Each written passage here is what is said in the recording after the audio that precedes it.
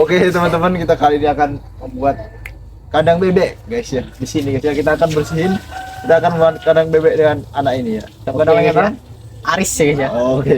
Jangan lupa Untuk like, comment, dan subscribe. Oke.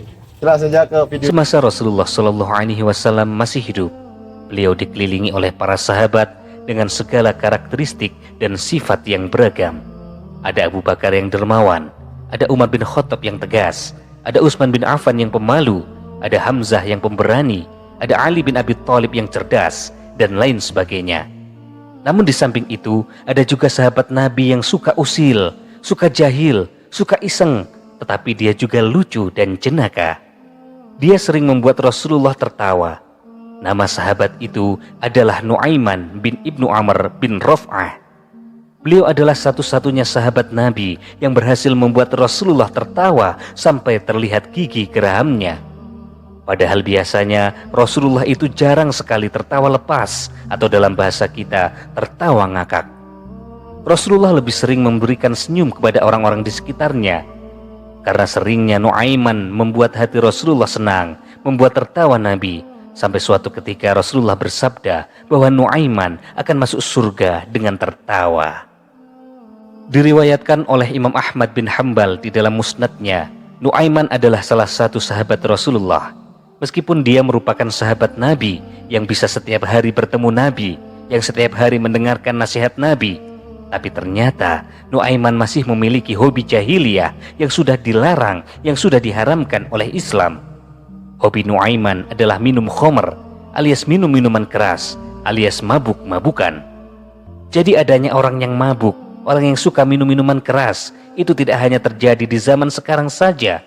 Bahkan di kehidupan sehari-hari Rasulullah masih ada sahabatnya, orang-orang terdekatnya yang hobinya mabuk-mabukan. Lalu apakah Rasulullah diam saja dengan kelakuan Nuaiman yang hobi mabuk itu? Tentu saja Rasulullah tidak tinggal diam. Berkali-kali Nuaiman dihukum. Pada suatu ketika Nuaiman sedang mabuk, para sahabat menghadapkannya, membawanya kepada Rasulullah. Kemudian Rasulullah memukulnya dengan sandal. Para sahabat pun kemudian disuruh Rasulullah untuk memukulnya dengan sandal, kemudian ditaburi dengan debu. Beberapa sahabat sangat jengkel pada Nuaiman karena setelah dihukum kemudian bertaubat, Nuaiman lagi-lagi mengulangi hobinya mabuk-mabukan. Setelah bertaubat, Nuaiman akan mengulanginya lagi dan lagi-lagi mengulanginya lagi. Maka sahabat menjadi jengkel, bahkan ada yang marah dan menganggap Nuaiman sudah melecehkan hukum Allah. Pada suatu ketika setelah menghukum Nuaiman, seorang sahabat yang sangat marah, ia melaknat dan melakukan sumpah serapah. "Semoga Allah melaknatmu wahai Nuaiman," kata sahabat itu. Rasulullah Shallallahu Alaihi Wasallam yang mendengar hal itu, beliau segera menegur sahabat yang marah itu. Rasulullah bersabda, Jangan begitu. Walaupun Nuaiman itu seorang pemabuk, tapi dia itu mencintai Allah dan Rasulnya," kata Rasulullah. Ternyata kebengalan, kenakalan, kejahilan dari Nuaiman tidak membuat Rasulullah membencinya. Rasulullah justru merasa terhibur jika bersama si kocak yang satu ini.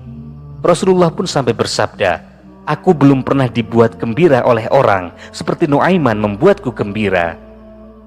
Di dalam Syarah Bukhari di kitab Fathul Bari karangan Ibnu Hajar Al-Asqalani tertulis di dalamnya, tidak termasuk syarat mencintai Allah dan Rasulullah harus terbebas dari semua dosa. Untuk mencintai Allah dan Rasulnya tidak harus selalu suci lahir dan batin. Seorang pendosa pun berhak untuk mencintai Allah dan Rasulullah. Buktinya Nuaiman, dia pemabuk, jahil, usil, sering membuat repot orang. Namun Rasulullah menyebut Nuaiman sebagai orang yang mencintai Allah dan Rasulullah. Ternyata banyak orang-orang yang nakal yang dicatat sebagai orang yang mencintai Allah dan Rasulnya. Masya Allah. Dalam sebuah riwayat disebutkan, jangan melaknat Nuaiman, karena Nuaiman dicintai Allah dan dicintai oleh Rasulullah. Sobat teman bercerita yang dirahmati Allah, Ibnu Majah menceritakan bahwa suatu ketika Nuaiman diajak oleh Sayyidina Abu Bakar untuk pergi ke negeri Syam. Negeri Syam itu saat ini meliputi wilayah Suriah, Lebanon, Yordania, Palestina, dan sekitarnya. Umumnya orang-orang Quraisy pada masa itu, mereka melakukan perjalanan untuk berdagang. Mereka membawa dagangan dari Mekah untuk dijual ke Syam. Dan sebaliknya, mereka membeli dagangan dari Syam kemudian dijual lagi di kota Mekah.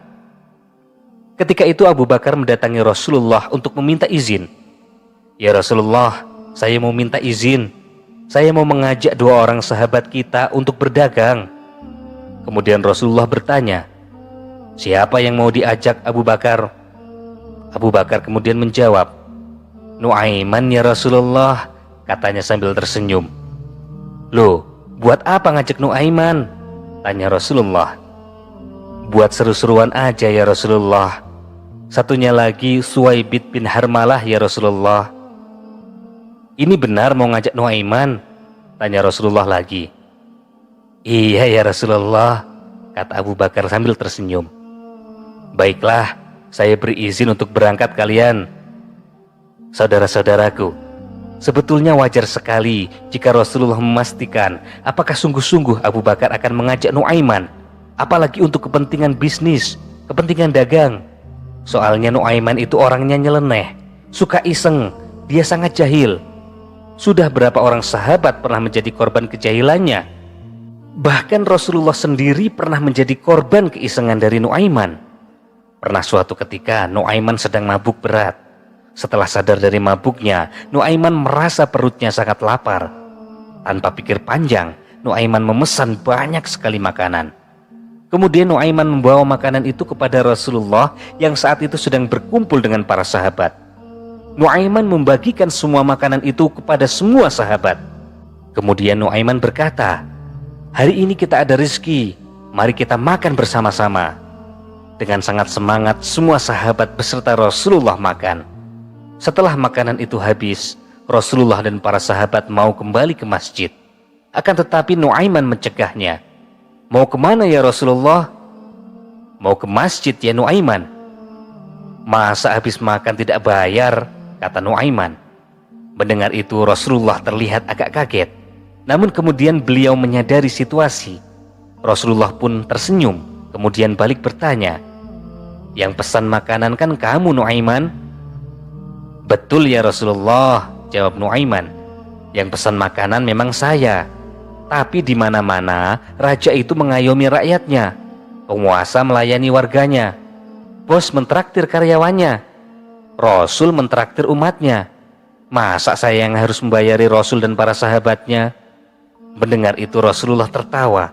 Lantas beliau mengeluarkan sejumlah uang dan menyuruh para sahabat untuk iuran alias urunan untuk membayar makanan yang sudah dipesan oleh Nuaiman. Ini hanya salah satu contoh kecil dari keisengan yang dilakukan oleh Nuaiman. Singkat cerita, berangkatlah Abu Bakar dan rombongannya ke Syam. Semua orang sudah tahu tugasnya masing-masing, kecuali Suwaibid dan Nuaiman. Sesampainya di Syam, kemudian Abu Bakar bertanya kepada Suwaibid, wahai Suwaibid, kamu pengennya kerja apa? Terserah antum saja ya Abu Bakar, saya ikut saja, kata Suwaibid. Abu Bakar tahu Suwaibid ini orangnya jujur dan penurut. Kalau disuruh maju, maka dia akan maju. Kalau disuruh ke kanan, dia akan ke kanan. Kalau diberi amanat, dia akan jujur. Berbeda terbalik dengan Nuaiman. Kalau Nuaiman disuruh mundur, dia malah maju. Kalau disuruh maju, dia malah mundur. Nyalakan sen ke kiri, ternyata beloknya ke kanan. Nuaiman itu memang beda orangnya. Baiklah Suwaibid, kalau begitu kamu saya beri kerjaan untuk menjaga makanan. Saya tahu kamu orangnya tegas. Kamu amanah dalam menjaga kepercayaan, kata Abu Bakar. Semua orang sudah mendapatkan pekerjaannya, kecuali Nuaiman. Kemudian Nuaiman bertanya kepada Abu Bakar, wahai Abu Bakar, apa pekerjaan yang harus saya lakukan? Kemudian Abu Bakar menjawab, kalau kamu Nuaiman, lakukan saja apa yang kamu suka, terserah kamu, yang penting kamu ikut saya ke Syam. Maka hari itu semua orang sibuk dengan pekerjaannya. Abu Bakar terlihat sibuk bertransaksi barang. Semua orang sibuk dengan aktivitasnya. Tibalah waktu siang. Nuaiman tiba-tiba saja merasa lapar, tapi dia tidak punya uang. Kemudian dia menuju ke tempat rombongan. Dicari-carinya makanan tapi tidak menemukan. Akhirnya Nuaiman bertemu dengan Suwaibid yang sedang menjaga makanan. Wahai Suwaibid, "Beri saya makanan, saya sudah sangat lapar." Tapi Suwaibid menolak memberikannya. Dengan berbagai cara, Nuaiman membujuk dan merayu Suwaibid. Ia mencoba menaklukkan hatinya supaya kasihan dan memberinya makanan. Suwaibid yang memang sangat menjaga amanah tetap menolaknya. "Ya Allah Nuaiman, kita tunggu dulu Abu Bakar ya. Ini bukan roti saya. Saya di sini cuma menjaga saja. Saya tidak bisa memberikannya kepada siapapun, termasuk kepada kamu. Nanti kalau ada Abu Bakar, kita bisa makan bersama-sama dengan yang lainnya ya," kata Suwaibid. Kemudian Nuaiman menjawab, "Beri saya makanan sekarang Suwaibid, atau saya bikin masalah sama kamu." Merahlah wajah Suwaibid, karena dia tahu Rasulullah saja dikerjain sama Nuaiman, apalagi cuman saya, pikir Suwaibid. Bingunglah dia. Dia berpikir keras, bagaimana caranya lolos dari jebakan Nuaiman. "Kamu gak usah bingung Suwaibid. Sekarang saya perlunya cuman makan. Beri saya sedikit saja makanan, atau kamu bakal bermasalah sama saya." Akhirnya Suwaibid hanya bisa pasrah. Ia mengucapkan kata-kata pamungkasnya, "Nuaiman, saya tetap pada pendirian saya. Saya akan jaga makanan yang oleh Abu Bakar dipercayakan untuk saya jaga." "Ya sudah kalau begitu maumu," kata Nuaiman. "Kalau begitu kamu akan bermasalah sama saya." Setelah itu Nuaiman berjalan ke pasar. Mungkin dia berharap akan mendapatkan pengganjal perut secara gratis. Namun yang dia cari tidak juga ketemu. Tiba-tiba matanya menatap sekumpulan orang yang ternyata mereka adalah para penjual budak. Nuaiman menemukan sebuah ide gila. Nuaiman melangkah mantap ke perkumpulan orang itu. Kemudian Nuaiman mencari tahu berapa kira-kira harga budak yang ada di situ. Ternyata umumnya harganya di kisaran 100-300 dirham. Nuaiman kemudian mendekat kepada penjual budak. "Pak, saya punya budak yang mau saya jual murah. Kamu mau beli apa tidak?" tanya Nuaiman. "Emangnya berapa harga budakmu?" tanya penjual itu. "Aku menjualnya untukmu 20 dirham saja," kata Nuaiman. Penjual budak itu kaget. "Loh, kok murah sekali? Itu budak apa? Jangan-jangan dia budak yang sudah tua dan sakit-sakitan," kata penjual itu. "Tentu saja tidak dong. Dia masih muda seperti saya. Tapi dia punya sedikit masalah," kata Nuaiman. "Makanya aku berniat menjualnya dengan harga murah." "Emang apa masalahnya?" kata penjual itu mulai antusias. "Dia itu gak mau mengakui kalau dia itu budak. Dia selalu mengaku kalau dia itu manusia yang merdeka. Itu saja cacatnya. Selebihnya dia masih sangat kuat. Dia sangat amanah dalam bekerja," kata Nuaiman. Mendengar itu, semua pedagang budak tiba-tiba saja sudah berkumpul dan ingin membeli budak yang dijual oleh Nuaiman. Kemudian Nuaiman membawa pedagang itu ke suatu tempat. "Pak, coba lihat orang yang sedang berdiri itu," kata Nuaiman. "Itu loh, orang yang berdiri di depan kotak roti. Dia itu budak punyaku. Sekarang bayar dulu uangnya dan kalian boleh membawanya pergi," kata Nuaiman. Maka si pedagang itu segera membayar 20 dirham kepada Nuaiman. Mereka bergegas menuju ke orang yang disebut Nuaiman sebagai budaknya dan segera membawanya pergi. Dan tahukah Anda siapa orang yang dijual oleh Nuaiman? Iya benar, orang yang dijual oleh Nuaiman ini tidak lain adalah Suwaibid bin Harmalah. Tentu saja Suwaibid menolak dibawa dan meronta-ronta. Ia berteriak dengan lantang, "Aku bukan budak, aku ini orang merdeka." Namun para pedagang budak itu tidak mau tahu, karena yang ia tahu Suwaibid adalah budak yang tidak pernah mengakui bahwa dirinya adalah seorang budak, seperti yang sudah diceritakan oleh Nuaiman. Setelah itu Nuaiman membeli makanan dengan uang hasil penjualan Suwaibid. Tidak lupa ia juga membeli oleh-oleh untuk sanak kerabatnya di Mekah. Pada masa itu Syam adalah negara superpower seperti Amerika saat ini. Tentu saja harga barang di sana sangat mahal. Namun itu bukanlah masalah bagi Nuaiman, karena dia sudah memegang uang banyak dari hasil menjual Suwaibid. Tidak lama kemudian Abu Bakar datang. Beliau bingung karena mendapati Suwaibid tidak berada di tempatnya. "Loh, bagaimana ini? Kunci makanan ada di Suwaibid. Sekarang sudah waktunya makan. Semua orang sudah lapar, tapi Suwaibid tidak ada." Nuaiman kemudian menjawab, Suhaibit sudah saya jual ya Abu Bakar. Loh, bagaimana ceritanya kamu menjual temanmu sendiri? Kemudian Nuaiman menceritakan dengan jujur semua yang terjadi. Nuaiman ini sebenarnya orangnya jujur, apa adanya. Tapi ya begitu, ia sering sekali menyusahkan orang lain. Setelah Abu Bakar mendengarkan cerita dari Nuaiman, Abu Bakar minta diantarkan ke tempat penjualan budak. Dibelinya Suhaibit yang sementara waktu menjadi budak dengan menggunakan uang Abu Bakar. Dan sekarang Suhaibit menjadi manusia merdeka lagi. Singkat cerita, mereka kembali ke Mekah. Diceritakanlah kisah dijualnya Suhaibit oleh Nuaiman kepada Rasulullah SAW. Perawi mengisahkan bahwa setelah mendengar kisah itu, Rasulullah SAW tertawa terbahak-bahak hingga para sahabat dapat melihat gigi geraham beliau.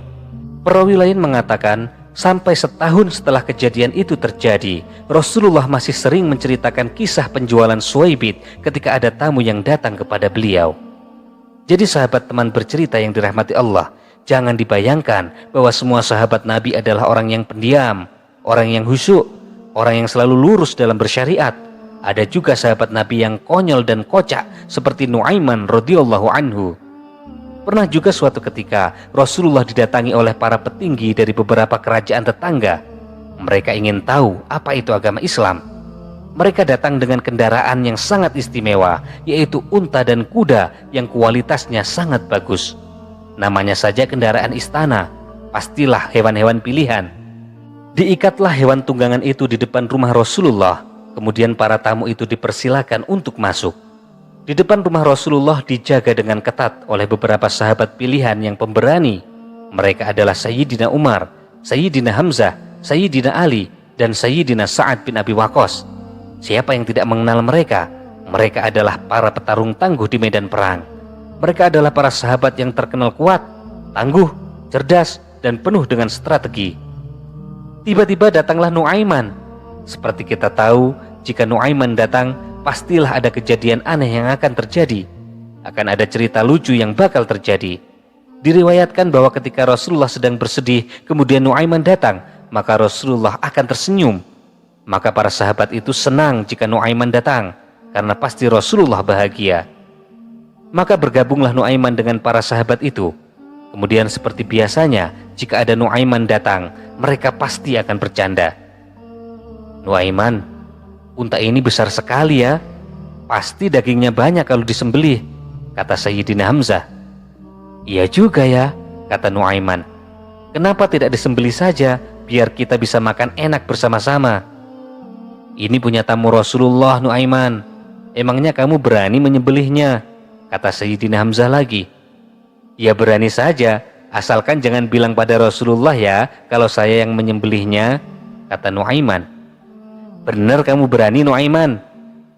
Bener dong. Para sahabat itu kemudian tertawa bersama-sama. Mereka kemudian melanjutkan obrolan ke hal yang lain dan melupakan obrolan tentang unta, karena obrolan unta itu murni hanya sebagai candaan. Di tengah asik-asiknya mereka mengobrol, tiba-tiba saja terdengar suara bergedebuk, seperti ada benda besar yang terjatuh. Para sahabat itu segera menoleh ke sumber suara.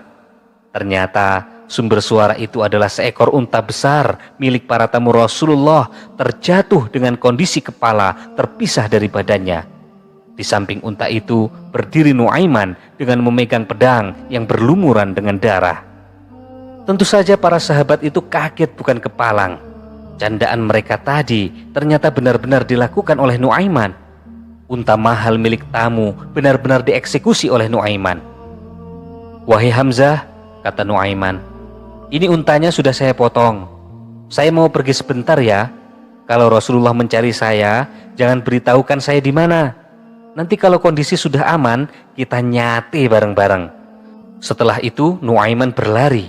Dia terus berlari mencari tempat bersembunyi yang tidak mungkin ditemukan oleh Rasulullah. Sementara di depan rumah Rasulullah, para sahabat sedang kebingungan. Ini nanti bagaimana menjelaskannya kepada Rasulullah? Di situ sudah dijaga oleh para jagoan, tapi kecolongan oleh seorang Nuaiman. Dan benar saja, setelah itu Rasulullah keluar bersama para tamu yang mau pulang. Melihat untanya sudah terpenggal, berteriaklah para tamu itu, "Untaku, untaku, Apa yang terjadi dengan untaku? Baru mau kenal Islam, kendaraannya sudah tewas. Rasulullah kemudian memandangi satu persatu sahabat di depan rumahnya. Ada Sayyidina Hamzah, ada Sayyidina Umar, ada Sayyidina Ali. Mereka tidak bisa berkata apa-apa. Mereka hanya berkata, "Nuaiman ya Rasulullah." Rasulullah kemudian memerintahkan kepada Sayyidina Umar, "Wahai Umar, ambilkan uang untuk mengganti unta itu. Ganti dengan harga 2 kali lipat, supaya nama Islam tidak terdengar jelek di luar. Setelah itu kita cari Nuaiman." Sementara itu, Nuaiman terus berlari hingga sampai ke perbatasan kota Madinah. Di sana ia bertemu dengan seorang sahabat yang bernama Miqdad bin Aswad. Ia sedang menggali sumur. Kemudian Nuaiman berkata kepada Miqdad, "Wahai Miqdad, saya sedang dikejar oleh orang. Maukah kamu menolongku?" Kemudian Miqdad menjawab, "Siapa yang mengejarmu, wahai Nuaiman?" "Orang-orang jahat, wahai Miqdad. Bolehkah aku bersembunyi di sumurmu itu?" Tanpa berpikir panjang, karena menganggap Nuaiman adalah sahabat Rasulullah, Miqdad mengiyakan. "Boleh, wahai Nuaiman, bersembunyilah." Kemudian Nuaiman masuk ke dalam sumur. Belum lama kemudian kepalanya muncul. "Wahai Miqdad, apakah kamu berjanji untuk tidak memberitahu kepada mereka bahwa aku bersembunyi di sini?" "Iya, aku janji Nuaiman." "Meskipun itu Rasulullah yang bertanya," kata Nuaiman. Lokasi sumur itu jauh dari rumah Rasulullah. Maka Miqdad berpikir, Rasulullah tidak mungkin akan pergi ke tempat sejauh ini. "Iya, aku tidak akan memberitahu siapapun meskipun Rasulullah yang bertanya." Maka masuklah Nuaiman dan bersembunyi di dalam sumur. Sumur kemudian ditutup. Beberapa saat kemudian, tiba-tiba ada sebuah rombongan yang melintas. Dan ternyata itu adalah rombongan Rasulullah. Kemudian Rasulullah bertanya, "Wahai Miqdad, saya sedang mencari Nuaiman. Apakah kamu tahu di mana Nuaiman?" Miqdad sangat bingung. Dia sudah berjanji kepada Nuaiman untuk tidak memberitahu keberadaannya siapapun yang bertanya. Tapi ia juga tidak mungkin berbohong kepada Rasulullah. Kemudian Miqdad berpikir dengan sangat keras. Kemudian Miqdad menjawab, "Ya Rasulullah, mata saya tidak melihat Nuaiman ya Rasulullah," kata Miqdad. Tetapi pada saat Miqdad berkata-kata itu, tangan Miqdad menunjuk ke arah sumur. Itulah kecerdasan sahabat Nabi. Ia tidak berbohong karena ia benar sedang tidak melihat Nuaiman pada detik itu. Tapi ia juga tidak menipu Nabi dengan mengatakan tidak tahu di mana Nuaiman berada. Setelah itu, Nabi membuka penutup sumur. Dan kemudian keluarlah Nuaiman. "Nuaiman," kata Rasulullah, "kamu sudah bikin saya malu, Nuaiman. Masa unta punya tamu kamu sembelih?" kata Rasulullah. Kemudian Nuaiman menjawab, "Ya Rasulullah, yang bersalah bukan saya. Yang bersalah adalah orang yang mencari saya bersamamu itu ya Rasulullah," kata Nuaiman. "Siapa yang bersalah, wahai Nuaiman?" kata Rasulullah sambil memandangi para sahabat di sampingnya. Ternyata ketika Rasulullah menoleh kepada para sahabat, Nuaiman kembali berlari. Rasulullah dan para sahabat hanya bisa geleng-geleng kepala. Masya Allah, begitulah Nuaiman. Di balik keusilan dan kejahilannya, ia selalu sukses membuat Rasulullah tersenyum, bahkan tertawa. Pernah suatu ketika, Nuaiman duduk di depan Masjid Nabawi. Seringkali Nuaiman diam-diam merindukan Rasulullah yang sering dia buat tertawa. Tiba-tiba datanglah orang buta. Orang itu mondar-mandir di depan masjid, di depan Nuaiman, seperti kebingungan. Kemudian Nuaiman memanggilnya. "Wahai orang buta, ngapain kamu dari tadi mondar-mandir di sini?" tanya Nuaiman. "Saya lagi cari tempat untuk kencing. Biasanya saya sama anak saya, tapi sekarang anak saya sedang tidak ikut," kata orang buta itu. "Oh alah, bilang dari tadi kalau mau begitu. Sini saya antarkan," kata Nuaiman menggandeng tangan orang itu. Tiba-tiba saja muncul keisengan dalam otak Nuaiman. Bukannya dibawa ke tempat kencing, ternyata orang itu dibawa masuk oleh Nuaiman ke dalam masjid. Kemudian dibawanya ke dekat mihrab, tempat imam sholat. Setelah itu Nuaiman berkata, "Kalau kamu mau kencing, ya di sini tempatnya. Terserah kamu mau apa sekarang. Saya tinggal dulu ya," kata Nuaiman. Hehehe, apa di sini tidak ada orang yang melihatku kencing?" kata orang buta itu. "Santai, tidak ada orang yang melihatmu," kata Nuaiman. Setelah itu, orang buta tadi menurunkan celananya. Kemudian dia jongkok dan kencing di dekat mihrab. Melihat orang itu kencing, para sahabat dan tabi'in yang sedang asik berzikir segera menyelesaikan zikirnya. Sahabat dan tabi'in yang sedang sholat menjadi tidak khusyuk dan mempercepat menyelesaikan sholatnya. Mereka segera melompat menghampiri orang itu. Setelah berada pada jarak yang dekat, para sahabat dan tabi'in segera sadar bahwa orang itu adalah orang yang buta. "Hei, kenapa kamu berani kencing di dalam masjid?" kata para sahabat dan tabi'in. "Loh, apa ini masjid?" "Iya, ini masjid." "Maaf, saya tidak tahu. Saya ini orang buta. Saya tadi mencari tempat kencing. Kemudian ada orang yang bahasanya sopan, tutur katanya baik. Dia menawarkan saya untuk membawanya ke tempat kencing. Saya tidak tahu jika ternyata saya dibawa ke dalam masjid." "Walah, ini pasti ulah Nuaiman," kata para sahabat dan tabi'in yang ada di situ. "Siapa lagi yang mau seusil itu jika bukan Nuaiman?" "Loh, siapa nama orang itu?" tanya orang buta itu. "Nuaiman namanya." "Kurang ajar ya, saya bernazar saya tidak akan meninggalkan kota Madinah sebelum memukul Nuaiman dengan tokat saya ini," kata orang buta itu dengan sangat marah. Dia kemudian mencari tahu di mana Nuaiman. Setiap orang yang ia temui ditanyai tentang Nuaiman. "Apakah kamu tahu di mana Nuaiman?" Tidak ada yang menjawab. Nuaiman memang tidak bisa dicari kalau dia diharapkan kedatangannya. Hingga pada suatu saat orang buta itu bertanya kepada seseorang, "Apakah kamu tahu di mana Nuaiman?" Ternyata yang ditanya adalah Nuaiman. "Iya, saya tahu di mana Nuaiman. Mau apa kamu mencari Nuaiman?" Kemudian orang buta itu bercerita tentang Nuaiman yang sudah mengerjainya. "Saya mau pukul Nuaiman biar dia tidak jahil lagi," kata orang buta itu. "Baiklah, mari saya antar kamu kepada Nuaiman," kata Nuaiman sambil membawa orang buta tua itu. Nuaiman kemudian memegang tangan orang buta itu. Diajaknya dia berjalan jauh. Kemudian ternyata semakin lama jaraknya, dituntunnya orang itu kembali ke masjid. Kemudian Nuaiman berbisik, Nuaiman sedang sholat di dalam masjid itu. Setelah menipumu, sepertinya dia sekarang berpura-pura baik, berpura-pura bertaubat. Kamu akan aku bawa dekat kepadanya ya. Setelah dekat, akan aku beri aba-aba kamu untuk memukulnya. Pukul yang keras, biar dia sadar." Orang buta itu mengangguk dengan mantap.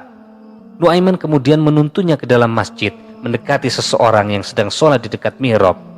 Setelah tepat di belakang orang yang sedang sholat, Nuaiman memberikan aba-aba kepada si buta untuk memukulnya. Setelah itu, Nuaiman keluar masjid dan berlari mencari tempat persembunyian. Dan benar saja, orang buta itu mengayunkan tongkatnya dengan sangat kuat. Ia memukulnya ke arah depan. Terdengar suara pukulan yang sangat kencang. Ceplak!